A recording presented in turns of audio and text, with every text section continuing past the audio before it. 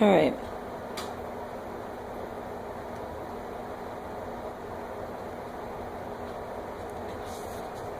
Okay. One more time, believe it or not. My third time doing this. It doesn't want to cooperate with me. The computer, that is. So, all right.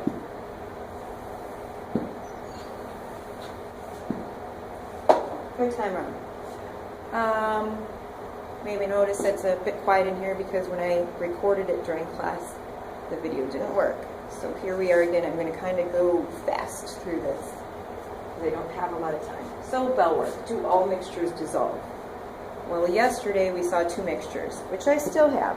I've got the sodium chloride and the calcium carbonate mixture.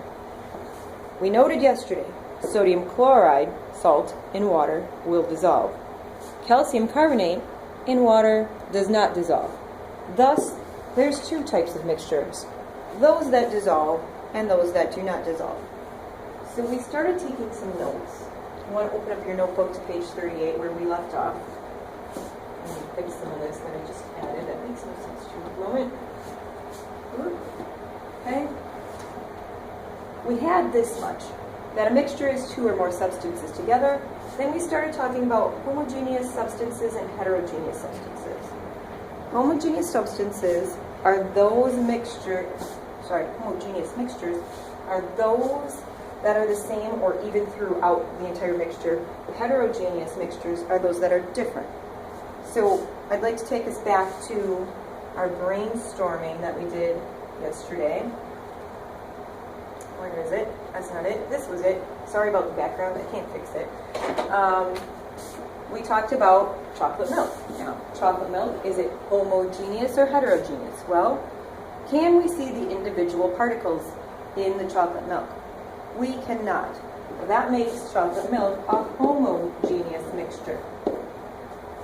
What about salsa? Can we see the individual components in it?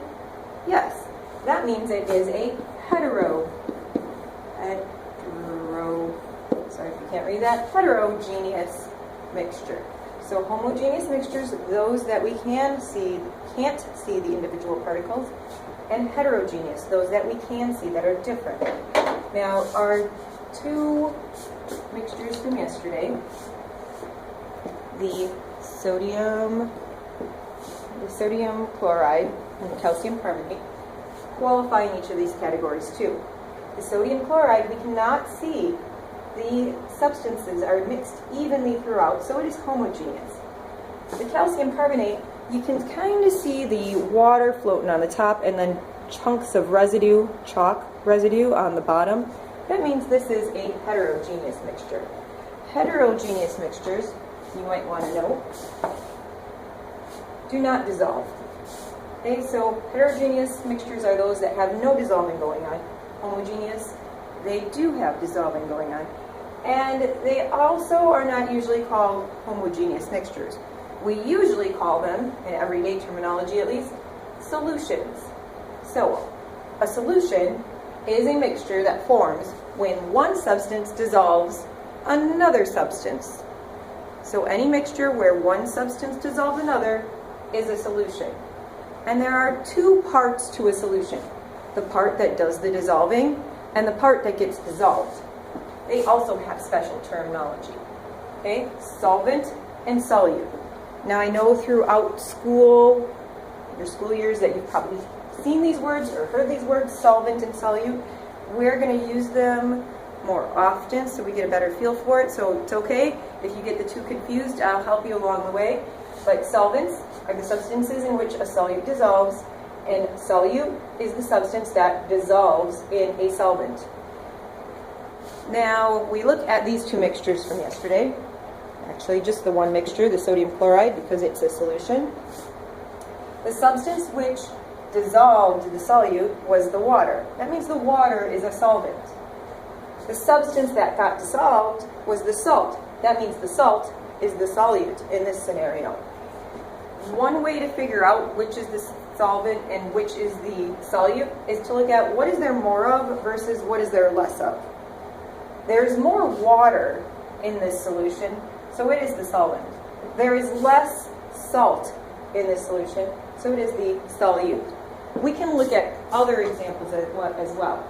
If you look at page 12 in your notebook, from a long, long time ago when we were talking about elements, on that page we had defined the different components that make up our universe, element-wise.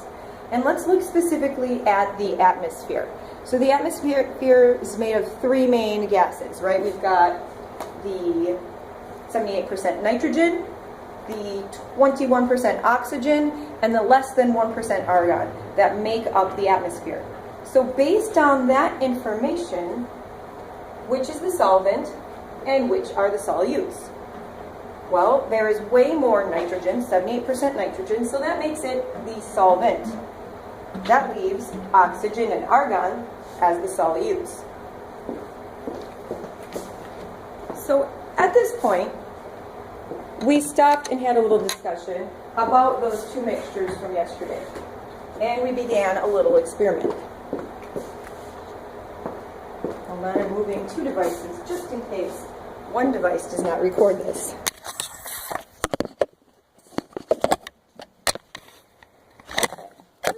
Stand up.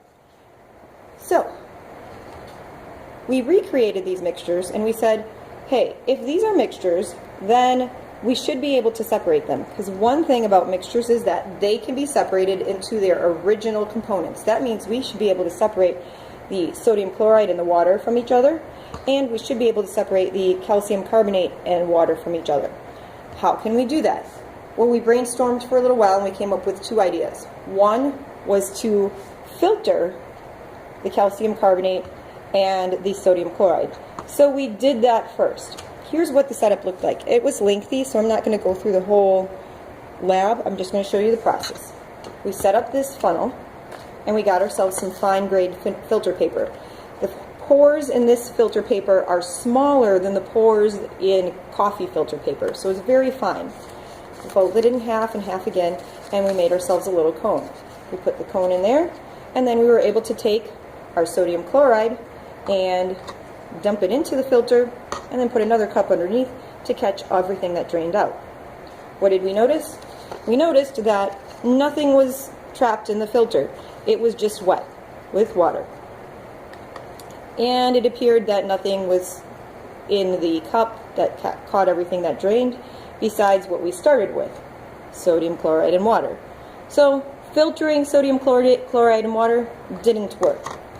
Then we did the same process with the calcium carbonate. Folded the filter paper twice, had ourselves a little filter cone.